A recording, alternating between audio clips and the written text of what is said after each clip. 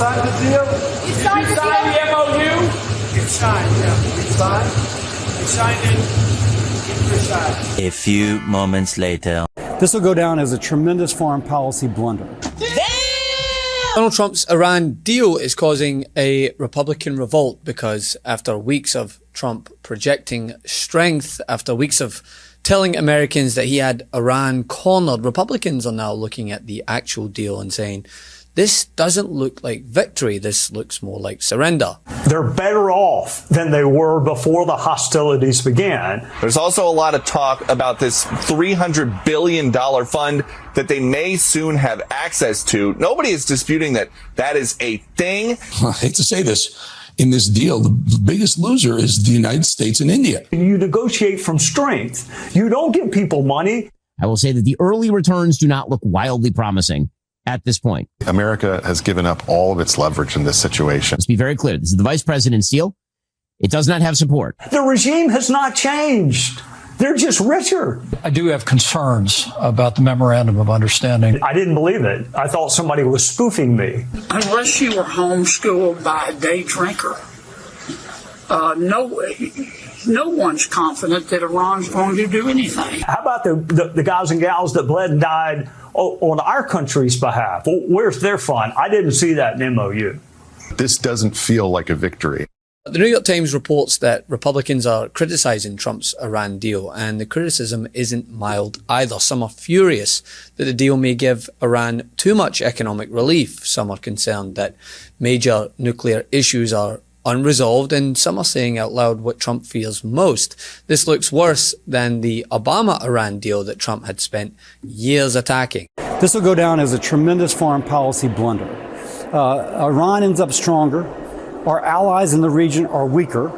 And Iran has learned that if they're willing to grab that Strait of Hormuz and choke it off, they can get the Western world to dance to their tune. I think it's a deep mistake. One of the most damaging lines came from Republican Senator Bill Cassidy. According to The Guardian, Cassidy blasted the deal and said that Reagan is rolling over in his grave. That is as scathing an indictment as you will come by, considering that Reagan is the party's foreign policy alter. And Cassidy's not alone. Ted Cruz and other Iran hawks have raised alarms about the deal. Their concern continues to be around the fact that Iran seems to be keeping too much infrastructure, and if sanctions relief comes too early, if money flows before permanent concessions, then what exactly did America go to war for here? Why all the pain and suffering? They're making the claim that Trump's accepting promises where he once demanded surrender as a means to justify going to war. And according to Reuters, many Republicans were largely in the dark about the agreement itself, which makes sense, right? It follows suit with the criticism not just coming from CNN or other outlets that often oppose Trump, but Fox News of all places. All right, Dana, they're trying to say this isn't a significant difference from this agreement. Well, there are some significant differences. Most of their leaders are dead. Their military infrastructure has been demolished. They can't concentrate on exporting terror because they have to they're barely keeping themselves together. So there is a difference here. The deal may sound similar, but you're dealing with an entirely different atmosphere. It's well, I could make their arguments better for them because there are things that you could say that you would be able to think, okay, so you killed all of those 40 leaders, but now the IRGC is in charge. Okay, so that's who we're dealing with, and that's who we're supposed to stand next to on Friday and sign an agreement that nobody's seen or read, except for this is the most transparent administration history, but we can't read it.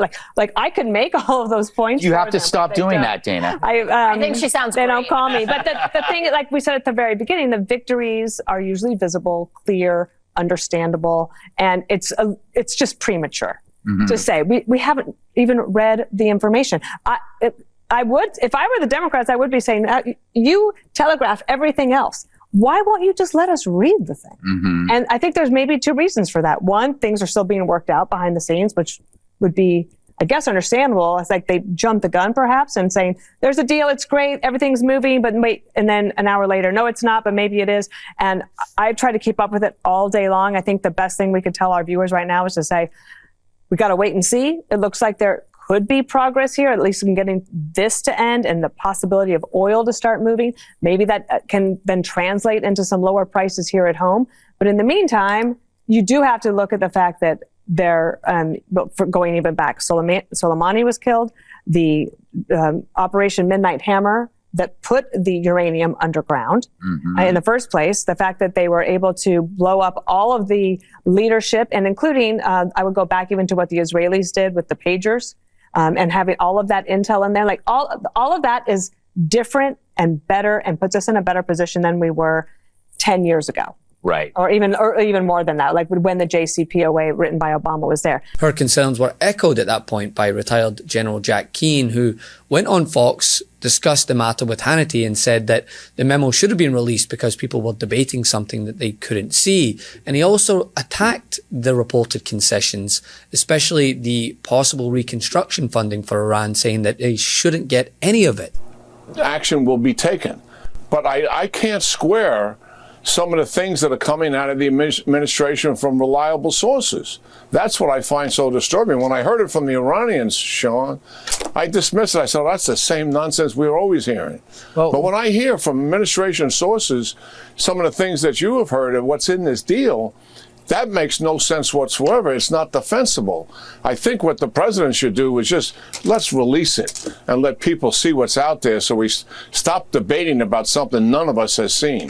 Well, you got the assurances from the vice president tonight, and the president is... And this isn't coming from people on the left. This is coming from Trump's own media ecosystem. When you look at Rupert Murdoch's Wall Street Journal, their response has been brutal. Their editorial stated that Trump essentially surrendered and Iran got relief, and the deal risks making Tehran stronger. The reported Reconstruction Fund has become one of the biggest flashpoints here. Conservative critics have focused on the possibility that Iran could eventually access a massive reconstruction fund with figures as high as $300 billion discussed in coverage of the deal. It's so ironic, right, when you think back to the fact that Trump sycophants have went to bat for the president, saying that he'd never give Iran money like Obama did, when the reality is that Obama's agreement allowed Iran access to their funds that were frozen. I just have to say, for the record, my view is that President Obama didn't give money to Iran. He unfroze Iranian assets, but we can have that conversation some other time. Let me say on Boeing, I'm glad that China is buying the Boeing planes, but they're only buying... But Congressman, wait, why unfreeze assets? Why give Iran, the leading state sponsor of terrorists, $2 billion so that they could go give that money to the proxies that they support, like Hezbollah and Hamas? Why unfreeze money?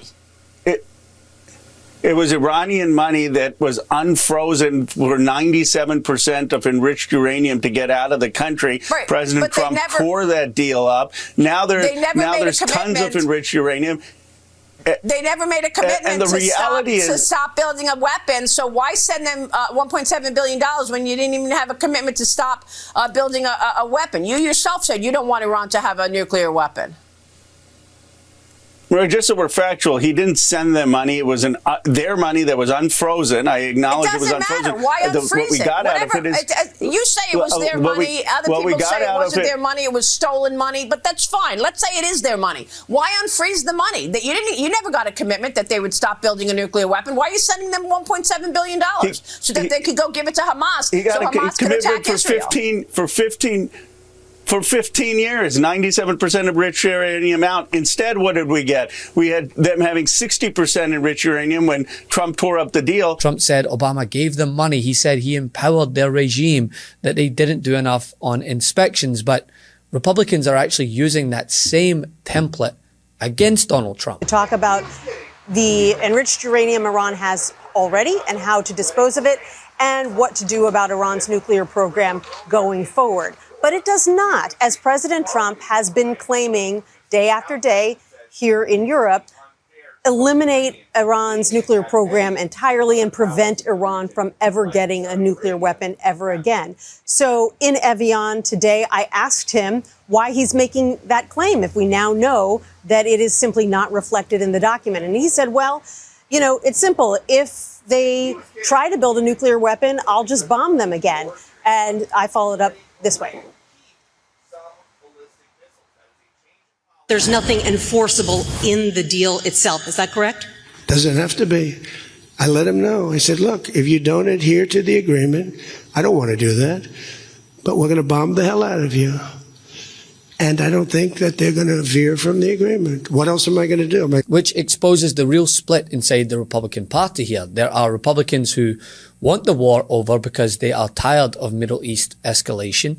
There are Republicans who want maximum pressure on Iran and believe that Trump gave away too much. Then there are Republicans who are just too scared to go against the president, so they defend him no matter what. Want to stay plugged in? Become a subscriber to our Substack at MeidasPlus.com. You'll get daily recaps from Ron Filipkowski, ad-free episodes of our podcast, and more exclusive content only available at MeidasPlus.com.